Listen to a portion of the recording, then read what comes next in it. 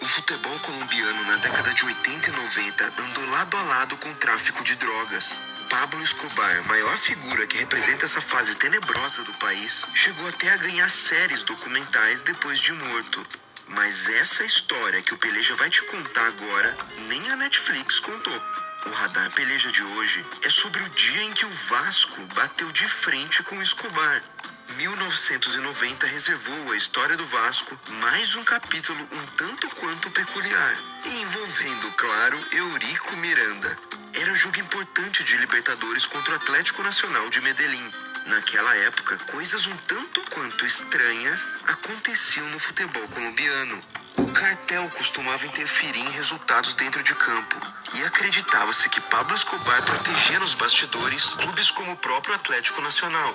Para se ter uma ideia, no ano anterior, 1989, o campeonato colombiano não teve um fim, já que foi interrompido por conta do assassinato do árbitro Álvaro Ortega, que havia anulado um gol numa partida do Atlético Nacional.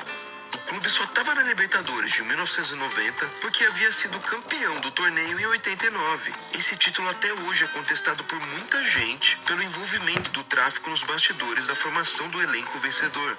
Entendeu o tamanho da treta que o Vasco ia enfrentar? O primeiro jogo foi um 0-0 no Maracanã, mas em Medellín um clima de terror. Segundo Eurico Miranda, havia até homens com metralhadoras dentro do vestiário. Já na entrada em campo, os policiais e os cachorros colaram na gente. Sentimos medo, chegou a dizer o lateral vascaíno Luiz Carlos Vinck. Os brasileiros perderam por 2-0 e estavam eliminados. Houve muita reclamação em relação à arbitragem. Mas quem seria louco de bater de frente nos bastidores com um clube supostamente apoiado por Escobar?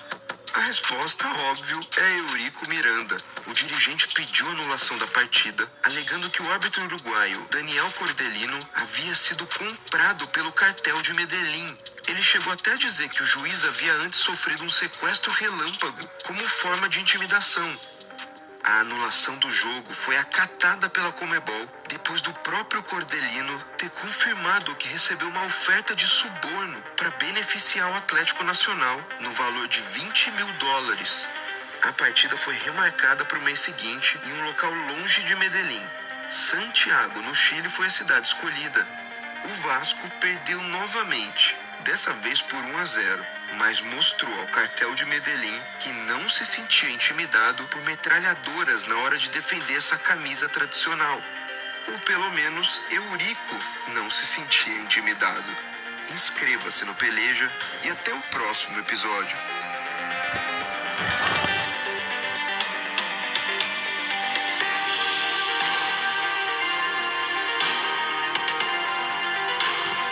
Responde pra mim na data que você assistir esse vídeo. O PS...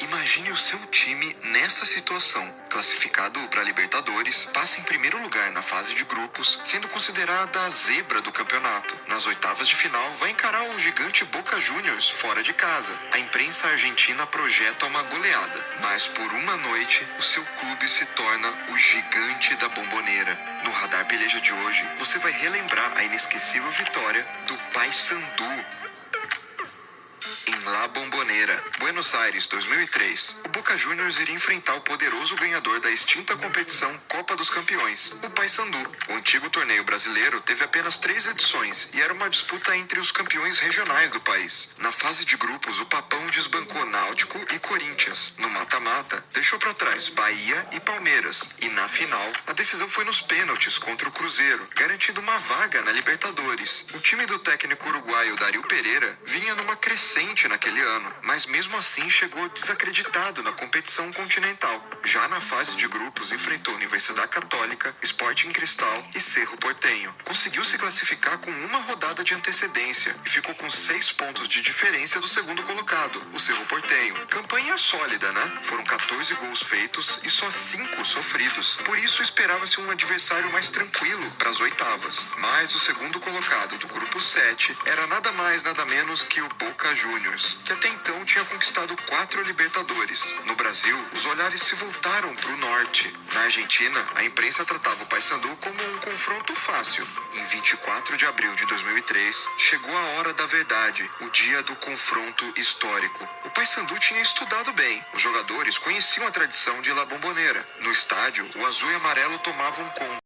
Os torcedores argentinos faziam a festa antecipada. A perspectiva não era boa para o clube brasileiro. Fase eliminatória, primeira vez na competição, adversário forte e jogo fora de casa com mais de 40 mil pessoas torcendo pelos chineses. No primeiro tempo, o time de Carlos Bianchi não brilhava, com Tevez no banco e Schelotto sem criatividade. Aos 22 minutos, o artilheiro do Papão, Rob Gol, foi expulso e deixou ainda mais complicada a situação para o clube brasileiro. No segundo tempo, mais uma expulsão. Agora o volante Wanderson foi pro chuveiro mais cedo, mas o improvável aconteceu. Na metade da última etapa, o Paysandu veio trocando passes da defesa e Arley recebeu a bola na esquerda, desviou dos marcadores e mandou no fundo da rede de Abondanzieri. A Bombonera ficou em silêncio, os argentinos incrédulos, e a parte azul do Pará não conteve a comemoração depois de ver o Papão marcar um gol com 9 jogadores em campo em La Bombonera. Esse gol foi tão marcante que depois o Yarley brasileiro foi jogar no Boca. A vitória ficou histórica nos registros brasileiros e argentinos do futebol. O Paysandu voltou do jogo, venceu o São Paulo pelo Brasileirão e não aguentou muito a sequência dos jogos, porque na partida de volta não tinha Wanderson,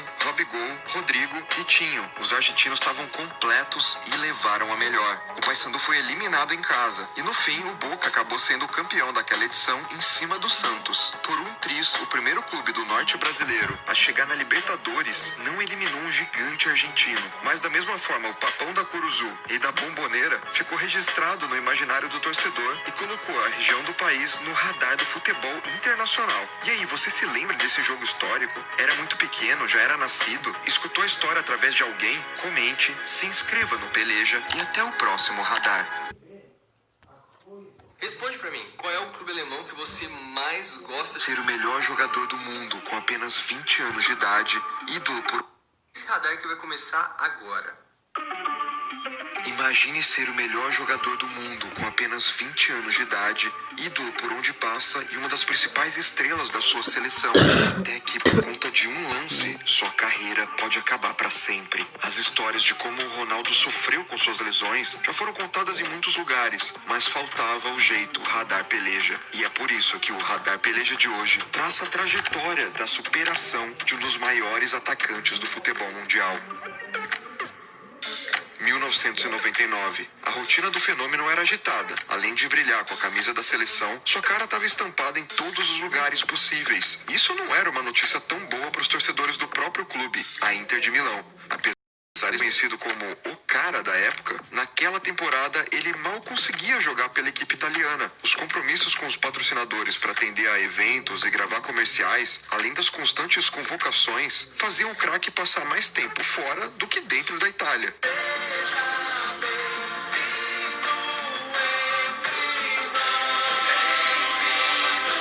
Mas ainda assim, a presença de Ronaldo em campo era indiscutível e fazia total diferença. Até que toda a badalação foi interrompida por uma das poucas coisas que conseguiam pará-lo. Pouco tempo antes, na final da Copa de 98, Ronaldo teve um problema de saúde que influenciou diretamente no seu desempenho. Essa história foi contada em detalhes aqui mesmo em outro Radar Peleja. Já em 99, o problema foi muito pior. Num jogo contra o Lecce, assim como de costume, ele estava dando um show. Mas presta atenção nesse lance. Parece normal, né? Agora veja no replay em câmera lenta. Esse pisão em falso jogou uma carga absurda no joelho dele e o fez sair mancando de campo. Mais de 5 meses fora dos gramados. Uma grave lesão no joelho direito levou o atacante para a mesa de operação.